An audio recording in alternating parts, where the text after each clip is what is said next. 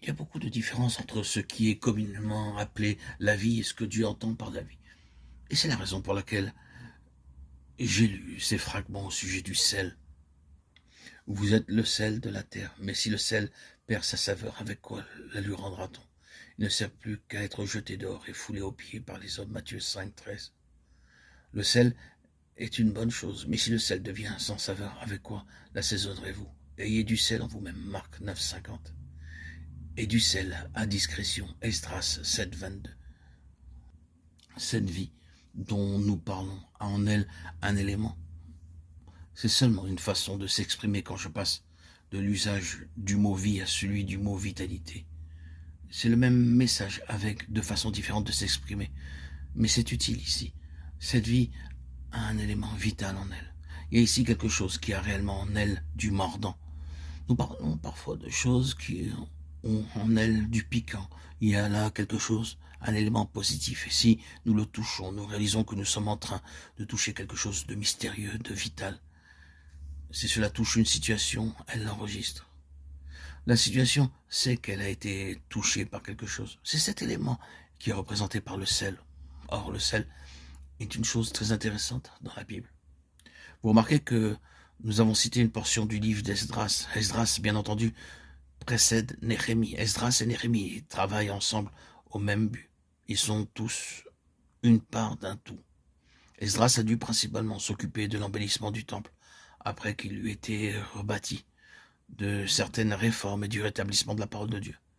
Mais lorsque Dieu agit souverainement conformément aux premières paroles du livre d'Esdras, afin que s'accomplisse la parole de l'Éternel prononcée par la bouche de Jérémie, l'Éternel réveilla l'esprit de Cyrus, roi de Perse, qui fit faire de vive voix et par écrit cette publication dans tout son royaume, accordant la liberté, toute provision et toute facilité à ceux qui volontairement choisir, non par loi ou par contrainte, mais d'un cœur spontané de retourner à Jérusalem. Il y avait parmi toutes ces merveilleuses mesures prises par le roi cette chose étrange. Donnez-leur ceci et cela en abondance, de l'argent, de l'or et toutes les autres choses, et puis ceci, et du sel à discrétion, du sel sans limite. C'était en vue de quoi? Eh bien, voyez-vous, le sel est synonyme de vie. Même en dehors de l'économie juive ou hébraïque, le sel était reconnu presque universellement comme le symbole de la vie.